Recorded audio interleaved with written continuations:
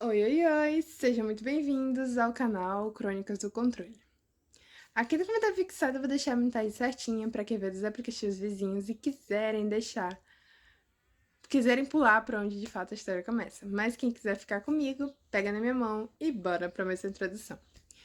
Gente, hoje é um tema meio sensível, que é um blog de despedida.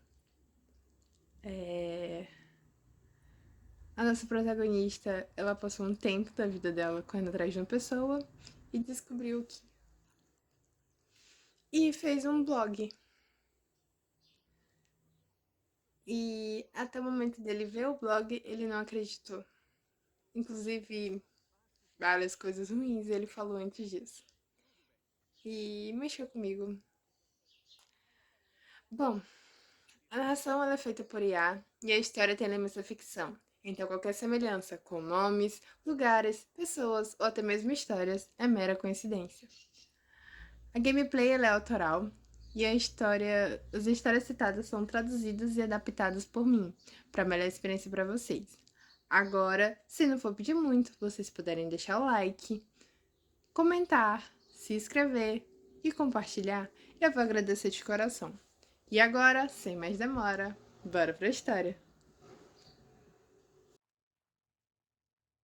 Meu melhor amigo chamou meu câncer de drama, então escrevi minha despedida sem ele saber.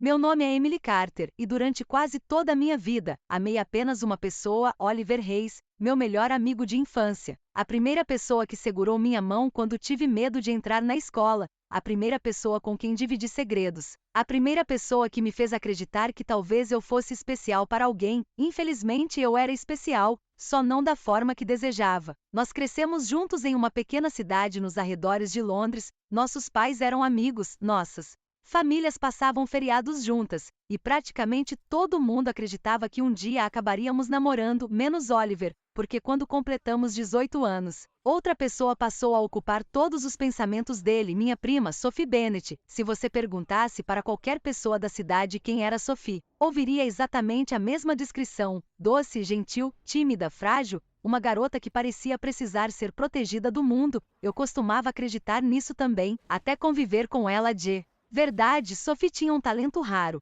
Ela sabia exatamente como fazer as pessoas sentirem pena dela. Se algo desse errado, ela era a vítima. Se alguém a confrontasse, ela chorava. Se alguém descobrisse uma mentira, ela transformava a situação em um mal-entendido. E de alguma forma, sempre saía como inocente. Oliver nunca percebeu, ou talvez nunca quisesse perceber, porque estava completamente apaixonado por ela. Enquanto isso, eu fazia papel de espectadora por 3 anos ouvindo sobre Sophie, 3 anos ajudando Oliver a entender mensagens dela, 3 anos escutando seus desabafos quando ela o ignorava, 3 anos tentando esconder o quanto aquilo me machucava. Minha melhor amiga, Hannah, odiava essa situação. Você precisa parar, ela repetia. Parar o quê? De viver em função dele, mas não era tão simples. Quando você ama alguém por mais da metade da sua vida, desapegar não acontece da noite para o dia. Então continuei ali, sempre disponível, sempre presente, sempre escolhendo Oliver mesmo quando ele nunca me escolhia. Numa tarde chuvosa de novembro, nós dois estávamos caminhando pelas ruas de Londres depois que ele saiu da universidade. Oliver falava sobre Sophie novamente. Acho que ela está passando por alguma coisa, disse ele. Ela parece triste ultimamente, claro, porque Sophie sempre parecia triste quando queria atenção. Mas eu apenas assenti. Talvez, Oliver suspirou. Eu só queria ajudar ela. Aquela frase resumiu perfeitamente os últimos 3 anos. Ele queria salvar Sophie, enquanto eu observava tudo em silêncio. Quando chegamos à estação de metrô, ele sorriu para mim, aquele sorriso que fazia meu coração esquecer toda a lógica. Obrigado por sempre me ouvir, falou. Você é a melhor amiga que alguém poderia ter, a melhor amiga. Não a garota, não a mulher, não alguém que ele pudesse amar, apenas a amiga. Sorri de volta, como sempre fazia, mas naquela noite, deitada na minha cama, pela primeira vez me perguntei quanto tempo mais conseguiria viver daquele jeito, porque amar Oliver estava começando a parecer menos um sonho, e mais uma ferida que nunca cicatrizava. Os meses seguintes seguiram exatamente o mesmo padrão. Oliver corria atrás de Sophie, Sophie corria atrás de atenção, e eu corria atrás de Oliver. Era uma dinâmica tão repetitiva que às vezes parecia uma piada cruel do universo. O pior era que, para quem observava de fora, Sophie parecia perfeita. Ela nunca fazia nada abertamente maldoso, nunca gritava, nunca insultava ninguém, suas manipulações eram pequenas, quase invisíveis. Mas eu as enxergava porque cresci com ela, sabia reconhecer cada expressão, cada lágrima estratégica, cada história cuidadosamente modificada para fazê-la parecer inocente. Em dezembro, nossas famílias se reuniram para o aniversário da minha tia. Foi uma daquelas festas familiares que duravam horas, comida demais, parentes demais e conversas demais. Eu estava ajudando a organizar os pratos quando ouvi Sophie suspirar dramaticamente perto da sala. Poucos segundos depois, Oliver já estava ao lado dela, como sempre. O que aconteceu? Perguntou ele. Sophie abaixou os olhos. Nada, aquela única palavra já era suficiente para fazê-lo insistir. Você pode me contar? Ela demorou alguns segundos antes de responder. Acho que Emily ainda não gosta muito de mim. Fechei os olhos, porque eu sabia exatamente o que viria. Oliver imediatamente me procurou com um olhar confuso, decepcionado. Como se eu tivesse feito alguma coisa. Mais tarde, quando ficamos sozinhos na cozinha, ele resolveu tocar no assunto. Você foi grossa com Sophie. Quase ri, não ela? Parecia magoada. Sophie sempre parece magoada. A resposta saiu antes que eu pudesse me controlar. O rosto dele endureceu. Você nunca dá uma chance para ela. Aquilo me atingiu mais do que deveria, porque eu era a única pessoa ali que realmente conhecia Sophie, mas também era a única que ninguém acreditava. Quando a festa terminou, Hannah me encontrou sentada sozinha no jardim dos fundos. Deixa eu adivinhar, disse ela, sua prima aprontou de novo. Assenti, e Oliver acreditou nela. Como sempre, ela se sentou ao meu lado. Ficamos em silêncio por alguns segundos, até que Hannah falou algo que ficou ecoando na minha cabeça. Você sabe que ele nunca vai enxergar você enquanto estiver olhando para ela, não sabe? Eu sabia, ou pelo menos deveria saber. Mas admitir aquilo era muito mais difícil do que parecia, porque uma parte de mim ainda acreditava que se eu fosse paciente o suficiente, se eu estivesse sempre por perto, se eu continuasse sendo a pessoa em quem ele confiava, talvez um dia ele finalmente me visse, talvez um dia percebesse que eu o amava, talvez um dia escolhesse a mim. Naquela época, eu ainda não sabia que o tempo estava prestes a se tornar a única coisa que eu não tinha, porque enquanto eu desperdiçava meus dias esperando por um amor que nunca chegava, algo muito mais perigoso já estava crescendo silenciosamente dentro do meu corpo.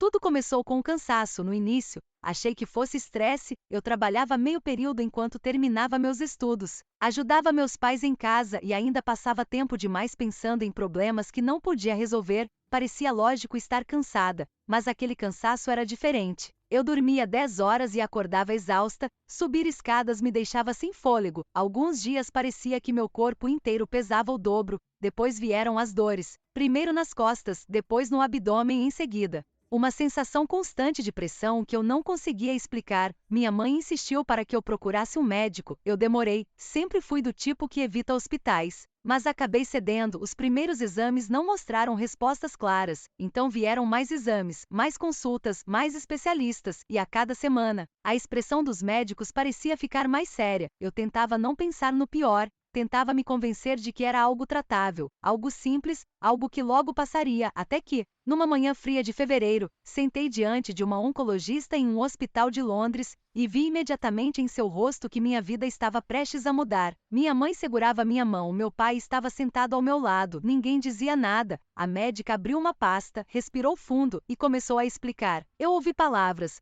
muitas palavras, mas algumas ficaram gravadas para sempre: câncer, agressivo, metástase, avançado, sem possibilidade de cura. O resto virou ruído. Minha mente simplesmente parou. Era como se alguém estivesse falando sobre outra pessoa, outra Emily, não eu, porque eu tinha 21 anos. Pessoas de 21 anos fazem planos, não despedidas. Lembro da minha mãe começando a chorar. Lembro do meu pai ficando completamente imóvel. Lembro da médica continuar explicando possibilidades paliativas para aliviar sintomas, mas uma frase se destacou acima de todas, infelizmente. Não existe tratamento capaz de interromper a progressão da doença. Aquele foi o momento em que entendi. Eu não estava lutando para vencer, eu estava apenas correndo contra o tempo. Quando saí do hospital, Londres parecia diferente. As pessoas caminhavam normalmente, os ônibus seguiam seus trajetos, as lojas continuavam abertas, tudo permanecia igual, menos eu. Porque eu sabia algo que a maioria daquelas pessoas não sabia: meu futuro tinha acabado de encolher drasticamente. Passei os dias seguintes sem contar para quase ninguém.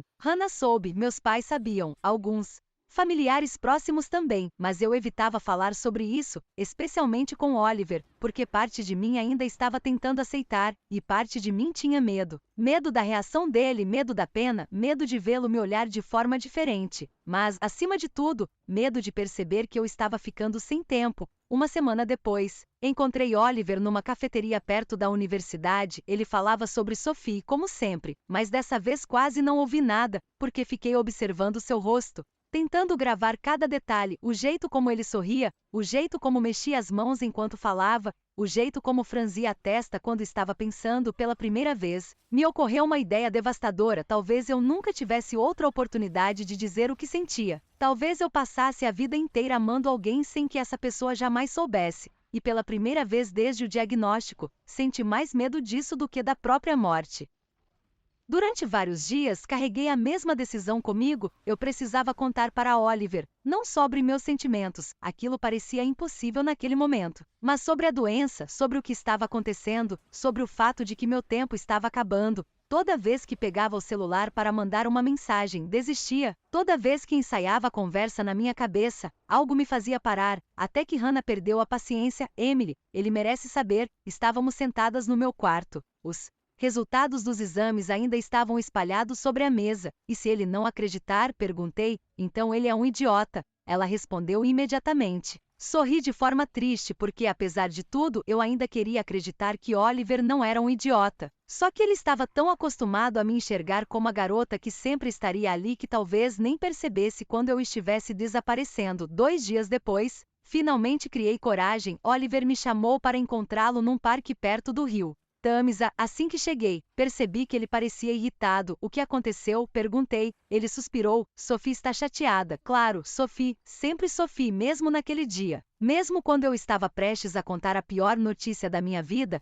ela acha que você falou mal dela para algumas pessoas. Fechei os olhos por um segundo. Eu não falei. Ela ficou muito magoada. Magoada, a palavra favorita da minha prima. Respirei fundo, tentando manter o foco. Oliver, eu preciso te contar uma coisa importante. Ele ainda parecia distraído. Sobre a Sophie, não, sobre mim. Aquilo finalmente chamou sua atenção. O que houve? Meu coração acelerou. As palavras ficaram presas na garganta, mas eu me obriguei a continuar. Eu estou doente. Ele franziu a testa. Doente como? Engoli em seco. Eu tenho câncer. O silêncio que veio depois durou apenas alguns segundos, mas pareceram horas, porque eu esperava choque, esperava preocupação, esperava perguntas. O que recebi foi outra coisa. Oliver passou a mão pelo rosto, claramente frustrado. Emily, meu estômago afundou. O que? Ele balançou a cabeça. Isso é por causa da discussão com a Sophie. Demorei alguns segundos para entender o que estava ouvindo. O que? Você não precisa inventar coisas para eu prestar atenção em você por um instante.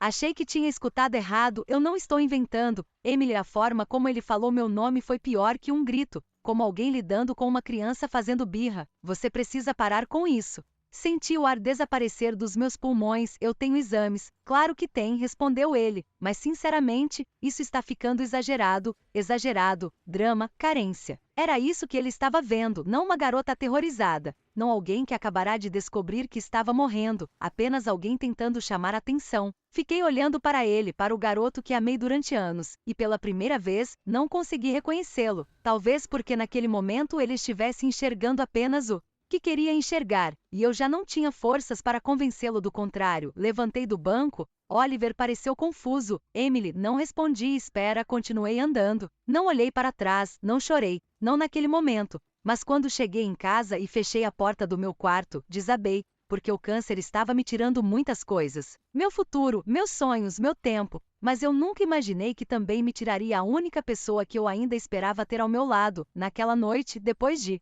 horas olhando para o teto sem conseguir dormir, abri o notebook, criei uma página vazia, escolhi um nome quando as luzes se apagam, e comecei a escrever a primeira das últimas histórias da minha vida.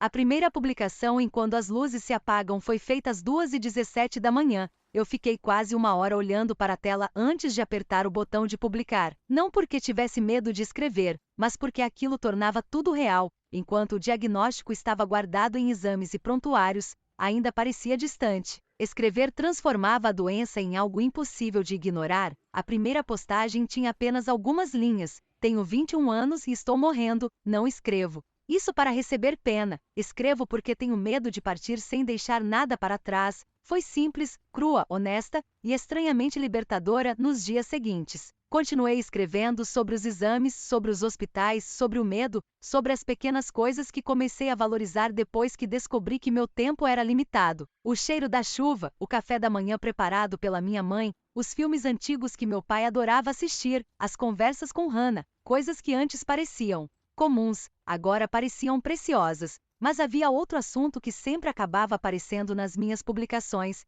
Nunca mencionei o nome de Oliver, nem uma única vez, mas escrevia sobre ele constantemente, sobre o garoto que amei desde a infância, sobre alguém que nunca percebeu o quanto era amado, sobre todas as palavras que ficaram presas dentro de mim. Uma postagem específica acabou se tornando minha favorita. Existe uma pessoa que ocupou meu coração por quase metade da minha vida, ele.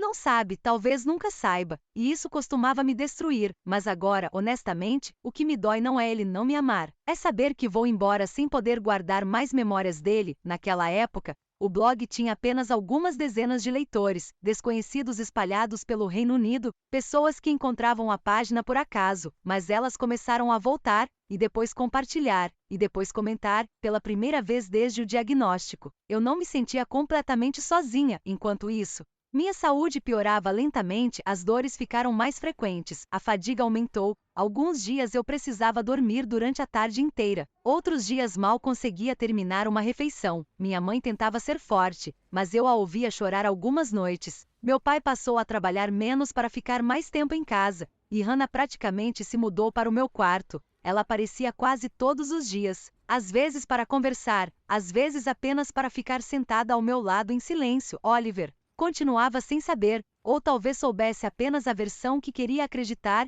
De vez em quando eu o encontrava pela cidade, sempre ao lado de Sophie, sempre preocupado com Sophie, sempre tentando salvar Sophie. E estranhamente, aquilo já não me machucava tanto quanto antes, talvez porque, quando você descobre que seus dias são contados, algumas dores perdem espaço para outras. Numa tarde particularmente difícil, publiquei uma nova entrada no blog, uma das mais sinceras até então. Passei anos acreditando que precisava ser escolhida por alguém para ter valor. Hoje sei que estava errada. O amor não correspondido não tornou minha vida menos importante. Mas gostaria de ter aprendido isso antes. Naquela noite, os comentários chegaram aos centenas, pessoas compartilhando histórias parecidas, despedidas, arrependimentos, amores silenciosos, e pela primeira vez desde que tudo começou, tive a sensação de que minhas palavras estavam alcançando lugares que eu nunca alcançaria, enquanto meu corpo enfraquecia, enquanto os dias diminuíam, enquanto as luzes começavam lentamente a se apagar. Na primavera, quando as luzes se apagam, já era muito maior do que eu imaginava. O que começou como uma página anônima lida por algumas dezenas de pessoas passou a receber milhares de visitas por dia. Ainda assim, ninguém sabia quem eu era. Nem meu nome, nem minha cidade, nem o rosto por trás dos textos. Eu gostava disso. O blog nunca foi criado para que as pessoas sentissem pena de mim. Foi criado porque eu precisava deixar algo para trás. Uma prova de que estive aqui, uma coleção de pensamentos que não queria levar comigo. Enquanto o blog crescia, meu mundo ficava cada vez menor. As caminhadas longas desapareceram. As saídas com Hannah ficaram mais raras. As consultas médicas se tornaram mais frequentes. E a dor passou a fazer parte da rotina. Havia dias bons, dias em que eu conseguia sentar no jardim, sentir o sol e fingir que tudo estava normal. Mas também havia dias ruins. Dias em que levantar da cama parecia uma maratona. Dias em que meu corpo inteiro parecia estar desistindo de mim. Foi numa dessas tardes difíceis que escrevi a postagem que acabou viralizando. Ela se chamava As Coisas que Vou Sentir Falta. Não falava sobre morte, não falava sobre hospitais, nem sobre câncer, falava sobre coisas simples: o som da chaleira na cozinha, o cheiro dos livros antigos da biblioteca municipal, as noites assistindo filmes ruins com Hannah, o abraço da minha mãe quando ela achava que eu estava dormindo, e ele, claro, sempre ele. Vou sentir falta do jeito que ele fala com as mãos quando está animado. Vou sentir falta do sorriso que aparece quando ele esquece que está tentando parecer sério. Vou sentir falta das histórias que ainda não ouvi. Talvez isso seja a parte mais difícil, não perder o passado, mas perder o futuro que nunca vou conhecer. A publicação explodiu, milhares de compartilhamentos, milhares de comentários, mensagens de pessoas do mundo inteiro. Algumas choravam, outras contavam suas próprias histórias, muitas diziam que estavam ligando para alguém que amavam naquele exato momento. Aquilo me emocionou mais do que eu esperava, porque talvez minhas palavras pudessem evitar que outras pessoas carregassem os mesmos arrependimentos. Enquanto isso, Sophie continuava exatamente igual. Eu descobria coisas por conhecidos da cidade, comentários, pequenas histórias, sempre as mesmas manipulações, sempre as mesmas lágrimas, sempre a mesma imagem de garota frágil, e Oliver continuava acreditando nela. A diferença era que eu já não tinha energia para me preocupar com isso. Minha batalha agora era outra. Em junho, os médicos foram honestos, mais honestos do que nunca. O tempo estava diminuindo. Rapidamente, quando voltei para casa naquele dia, fiquei horas olhando pela janela do quarto, observando as pessoas passarem na rua, pensando em tudo o que não viveria. Casamento, filhos, viagens, velhice, todas aquelas coisas que sempre parecem garantidas quando se tem 21 anos. Naquela noite, escrevi uma postagem curta, uma das mais difíceis de toda a minha vida. Hoje descobri que meu horizonte ficou ainda mais perto. Curiosamente, não estou com medo de morrer. Estou com medo de partir sem que algumas pessoas saibam o quanto foram amadas. Depois de publicar, fechei o notebook, e pela primeira vez desde o diagnóstico, chorei por Oliver, não porque ele não me amava, mas porque nunca chegaria a conhecer a verdade de que em algum lugar da internet existiam centenas de páginas escritas por uma garota que o amou até o último segundo. O verão chegou, mas eu quase não o percebi. Os dias estavam mais longos, mais claros, mais quentes, mas a maior parte do meu tempo agora era passada dentro de casa, ou em hospitais, ou dormindo. Dormir tinha se tornado uma necessidade constante. Às vezes eu acordava cansada, passava algumas horas acordada, e depois precisava voltar para a cama novamente. Meu corpo estava desistindo mais rápido do que eu queria admitir. Mesmo assim, eu continuava escrevendo, todas as noites, sem falta. Quando as luzes se apagam, já havia ultrapassado centenas de milhares de leitores. Algumas pessoas acompanhavam cada publicação, outras deixavam comentários todos os dias. Muitas me chamavam de amiga, o que era estranho, porque eu nunca as conheci, mas de alguma forma, elas estavam fazendo companhia durante a parte mais difícil da minha vida. Uma tarde, Hannah chegou ao meu quarto carregando uma sacola. Trouxe um presente, disse. Abri a sacola. Dentro havia uma pilha de cartas, centenas delas pessoas que acompanhavam o blog haviam começado a enviar mensagens para uma caixa postal criada especialmente para isso. Fiquei sem palavras, passei horas lendo. Algumas eram de pacientes, outras de familiares, outras de pessoas que simplesmente queriam agradecer. Uma carta em particular me fez chorar. Era de uma mulher que havia ligado para o pai depois de anos sem contato, apenas porque leu uma das minhas publicações. Você ajudou pessoas, disse Hannah. Sentando ao meu lado, balancei a cabeça ainda emocionada. Eu só escrevi não, ela respondeu. Você fez muito mais que isso. Naquela noite publiquei uma foto, não do meu rosto. Nunca mostrei meu rosto. Era apenas uma fotografia da janela do meu quarto. O céu alaranjado do entardecer. A legenda dizia: talvez eu não consiga controlar quanto tempo tenho, mas posso escolher o que faço com ele. A postagem se tornou uma das mais compartilhadas do blog. Enquanto isso, minha saúde continuava piorando. Eu já precisava de ajuda para coisas simples: subir escadas, tomar banho, caminhar por longas distâncias. Minha mãe tentava esconder o sofrimento, mas seus olhos vermelhos a denunciavam. Meu pai passou a passar praticamente todas as noites em casa, e Hannah se recusava a sair do meu lado. Foi ela quem me encontrou acordada às 3 da manhã alguns dias depois. Eu estava olhando para uma página em branco no notebook. Não consegue escrever? Perguntou. Sorri. Pelo contrário, acho que sei exatamente o que quero escrever. Naquela madrugada comecei a trabalhar no texto mais importante do blog, aquele que seria deixado para o final, a despedida. Não porque eu queria desistir, mas porque já conseguia sentir a verdade. Meu corpo estava cansado, muito cansado, mais do que nunca. Antes de dormir naquela noite, publiquei apenas uma frase. Uma única frase, curta, simples, dolorosamente sincera: se amanhã eu não acordar, quero que saibam que fui amada, mais do que às vezes consegui perceber. Milhares de comentários apareceram nas horas seguintes, mas eu já estava dormindo, e pela primeira vez desde o início da doença, comecei a me perguntar se teria tempo suficiente para terminar a última carta que queria deixar para trás.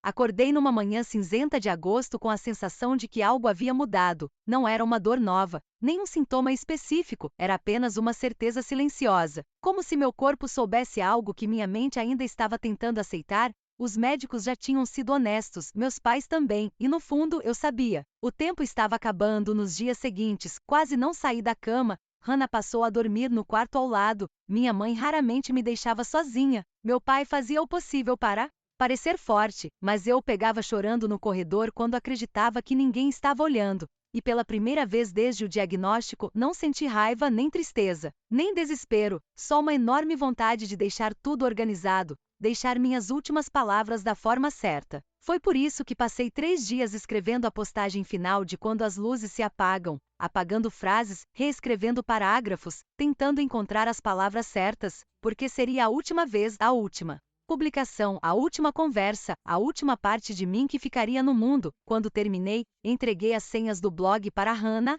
Ela chorou imediatamente. Não faz isso, sussurrou. Você ainda está aqui, sorri, porque ela estava certa, eu ainda estava, mas não por muito tempo. Na madrugada seguinte, Hannah publicou o texto exatamente como eu havia pedido. O título era simples: Antes que as luzes se apaguem. A postagem dizia: se você está lendo isso, significa que chegou a hora de me despedir. Não vou dizer que fui corajosa o tempo todo, porque não fui, tive medo, muito medo, mas tive sorte também. Tive pais que me amaram, uma melhor amiga que nunca me abandonou, e uma vida que, apesar de curta, foi cheia de momentos bonitos. Depois vinha a parte mais difícil, a parte sobre Oliver, sem citar nomes, sem acusações, sem mágoa. Apenas verdade. Passei muitos anos amando alguém, mais anos do que gostaria de admitir. Ele nunca soube, e talvez isso seja culpa minha, porque algumas palavras precisam ser ditas em voz alta antes que seja tarde demais. Se eu pudesse voltar atrás, teria sido mais honesta, não para fazê-lo me amar, mas para que ele soubesse que foi uma das melhores partes da minha vida. As últimas linhas eram ainda mais simples: se você ama alguém, diga. Se sente saudade, ligue. Se precisa pedir perdão, não espere, porque às vezes acreditamos que teremos mais tempo, e às vezes estamos errados. A publicação se espalhou pela internet em poucas horas, milhões de visualizações, milhares de mensagens, mas eu já não estava acompanhando. Na tarde seguinte, acordei por alguns minutos. Minha mãe segurava minha mão. Meu pai estava sentado ao lado da cama. Hannah chorava em silêncio perto da janela. Sorri para os três, porque apesar de tudo, eu era amada. Talvez mais do que jamais percebi. Pouco antes de fechar os olhos pela última vez, pensei em Oliver, não com tristeza, não com arrependimento, mas com carinho. O mesmo carinho que carreguei durante tantos anos. Então deixei ir, e numa noite tranquila de agosto, enquanto a chuva caía suavemente sobre os telhados de Londres, as luzes finalmente se apagaram.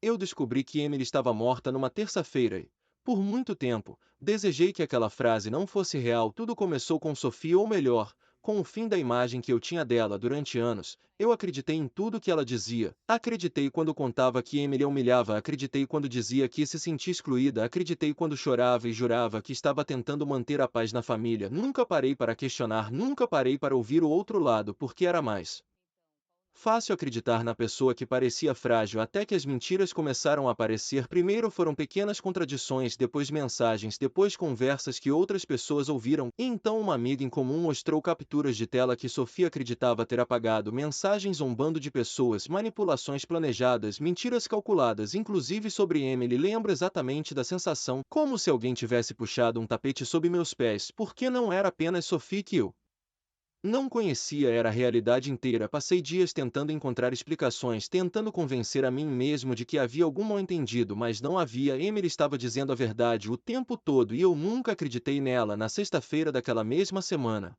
terminei qualquer relação que ainda existia entre mim e Sophie. Ela tentou chorar, tentou se justificar, tentou inverter a situação, mas pela primeira vez eu enxerguei tudo e, pela primeira vez em anos, minha cabeça foi imediatamente para Emily. Eu precisava falar com ela, precisava pedir desculpas, precisava admitir que estava errado, precisava corrigir aquilo. Então liguei, ela não atendeu, mandei mensagem, nenhuma resposta, esperei algumas horas, nada. No dia seguinte tentei novamente e novamente e novamente. O silêncio começou a me incomodar. Emily sempre respondia, mesmo quando estava magoada, mesmo quando estava ocupada, ela sempre respondia. Foi então que liguei para Hannah. Assim que ela atendeu, percebi algo estranho. Sua voz parecia cansada, fria, distante. Hannah, você sabe onde Emily está? Do outro lado da linha. Houve silêncio longo demais, desconfortável demais. Hannah, ela respirou fundo. Você realmente não sabe. Meu estômago afundou. Saber o que? Outro silêncio, depois uma resposta que mudou minha vida. Emily morreu há 2 semanas. Por alguns segundos achei que tinha entendido errado. As palavras não fizeram sentido, simplesmente não fizeram. O que? Minha voz saiu falhando. Não, Hannah não respondeu imediatamente quando falou. Parecia exausta. Ela tentou te contar. Meu coração parou, literalmente parou, porque, naquele instante, lembrei daquele dia no parque, lembrei dela dizendo que estava doente, lembrei dela dizendo que tinha câncer, lembrei do que eu respondi. Drama, atenção, exagero, meu corpo inteiro ficou gelado. Não, sussurrei. Não, mas Hannah continuou, cada palavra parecendo uma sentença. Ela estava morrendo. Oliver, e você não acreditou nela. As lágrimas começaram antes mesmo que eu percebesse, porque, de repente, tudo fazia sentido. O afastamento, o silêncio, o olhar dela naquele dia. Eu tinha interpretado aquilo como mágoa, mas não era apenas mágoa, era despedida. Quando a ligação terminou, fiquei sentado sozinho por horas, sem me mover, sem pensar, sem conseguir respirar direito, até que uma mensagem chegou. Era de Hannah, apenas um link, nada mais. Abri a tela, carregou lentamente e então apareceu um nome. Quando as luzes se apagam, eu conheci aquele blog, todo o Reino Unido conhecia, milhões de pessoas conheciam, só que eu nunca tinha lido, nunca imaginei quem estava por trás dele. Minhas mãos começaram a tremer porque, pela primeira vez, comecei a entender uma verdade devastadora. Enquanto eu passava anos correndo atrás da pessoa errada, a pessoa certa estava escrevendo sua despedida e eu nem sequer percebi. Não dormi naquela noite, nem na seguinte, nem em muitas das que vieram depois, porque, assim que abri quando as luzes se apagam, minha vida pareceu se dividir em duas partes: antes do blog e depois do blog. Comecei pela primeira publicação, depois pela segunda, depois pela terceira e continuei durante horas, durante dias, lendo palavra por palavra, linha por linha, como um homem desesperado tentando voltar no tempo, mas o tempo não volta e nenhuma quantidade de arrependimento muda isso. Cada postagem, eu conheci uma Emily que jamais tinha permitido a mim mesmo enxergar, uma Emily corajosa, gentil, engraçada, assustada, humana, a Emily que enfrentou a morte com mais dignidade do que eu enfrentei a verdade. E então encontrei as partes sobre mim, as partes que ela nunca escreveu usando meu nome, mas que claramente eram sobre mim. Li sobre o garoto que ela amava desde a infância, li sobre os anos que passou esperando, li sobre as conversas, as memórias, os sentimentos. Pela primeira vez, percebi algo que me destruiu por dentro. Emily nunca tentou me manipular, nunca tentou me fazer sentir culpa, nunca tentou me obrigar a amá-la. Ela apenas me amou silenciosamente por anos, enquanto eu entregava toda a minha atenção para alguém que nem sequer era capaz de ser honesta. Cheguei à última publicação numa madrugada, a despedida, a carta final, as palavras que ela deixou antes de partir. Quando terminei de ler, chorei como nunca havia chorado na vida. Não era apenas tristeza, era culpa, era vergonha, era a consciência brutal de que eu tinha falhado com a pessoa que mais acreditou em mim. Na semana seguinte, fui até a casa dos pais dela. Eu não sabia se tinha o direito, talvez não tivesse, mas precisava tentar. A mãe de Emily abriu a porta, os olhos dela pareciam mais envelhecidos do que eu lembrava. Por um instante pensei que fosse fechar a porta na minha cara. Eu mereceria, mas ela apenas ficou em silêncio. Eu sinto muito, foi tudo o que consegui dizer. Voz falhou imediatamente. Ela me observou por alguns segundos, depois respondeu. Eu sei, aquilo doeu ainda mais, porque não havia raiva, nem gritos, nem acusações, apenas cansaço, um cansaço que nenhuma desculpa poderia consertar. Antes de ir embora, ela me entregou uma pequena caixa. Emily deixou algumas coisas organizadas. Encontramos isso entre os pertences dela. Dentro havia fotografias, ingressos antigos, bilhetes, pequenas lembranças da infância, e uma foto nossa, eu e Emily com 10 anos de idade, sorrindo para a câmera sem imaginar o que o futuro faria conosco. 2 dias depois, fui ao cemitério. A chuva caía fina sobre Londres, exatamente o tipo de dia que Emily costumava gostar. Fiquei vários minutos parado diante da lápide, sem saber por onde começar, sem saber quais palavras poderiam atravessar aquele silêncio. Por fim, sentei na grama molhada e falei como se ela pudesse ouvir. Contei tudo, que eu tinha sido um idiota, que devia ter acreditado nela, que devia ter escutado, que devia ter prestado atenção, que devia ter sido um amigo melhor. E talvez,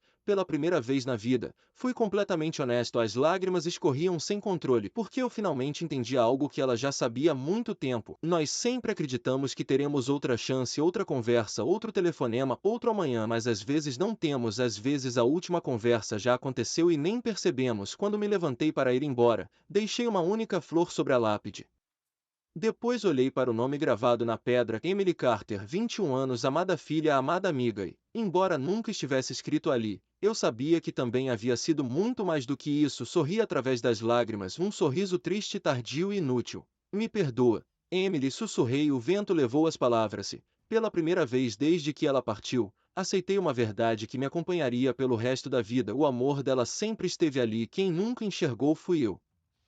5 anos depois, o blog Quando as Luzes se Apagam ainda existia, ninguém teve coragem de removê-lo, nem Hannah, nem os pais de Emily, nem os milhares de leitores que continuavam encontrando aquelas páginas todos os dias. O que começou como diário de despedida de uma garota de 21 anos acabou se tornando algo muito maior. Universidades o citavam em projetos sobre cuidados paliativos, grupos de apoio compartilhavam trechos de suas publicações, pessoas em luto encontravam conforto em palavras escritas por alguém que enfrentou o fim com uma honestidade rara, e todos os anos, no aniversário de Emily, novas mensagens apareciam de desconhecidos, de leitores, de pessoas que nunca a conheceram, mas que de alguma forma foram tocadas por ela. Seus pais aprenderam a conviver com a ausência, não completamente. Isso nunca acontece, mas a dor deixou de ser uma ferida aberta e passou a ser uma saudade silenciosa. Hannah se tornou enfermeira oncológica, muitas vezes dizia que a coragem de Emily mudou o rumo da sua vida. Em seu escritório, mantinha uma pequena moldura com uma frase retirada do blog: "Se você ama alguém, diga." E Oliver demorou mais, muito mais por anos, carregou uma culpa que parecia impossível de abandonar,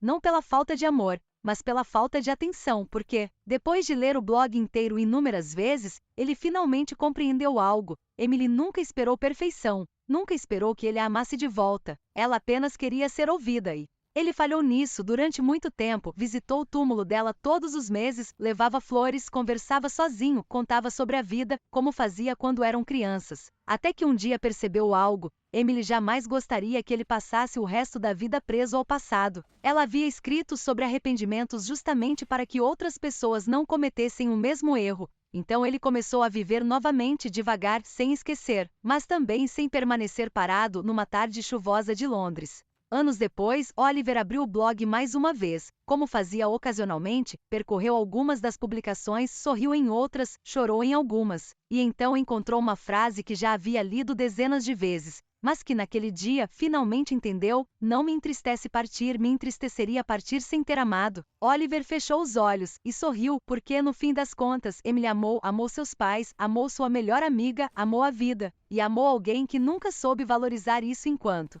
havia tempo, mas talvez esse não fosse o legado mais importante que ela deixou. Seu verdadeiro legado eram as milhares de pessoas que passaram a dizer "eu te amo" um pouco mais cedo, a pedir perdão um pouco mais rápido, a fazer aquela ligação antes que fosse tarde, porque uma garota comum, em um quarto comum, no Reino Unido, decidiu escrever suas últimas palavras para o mundo, e mesmo depois que as luzes se apagaram, sua história continuou iluminando outras vidas.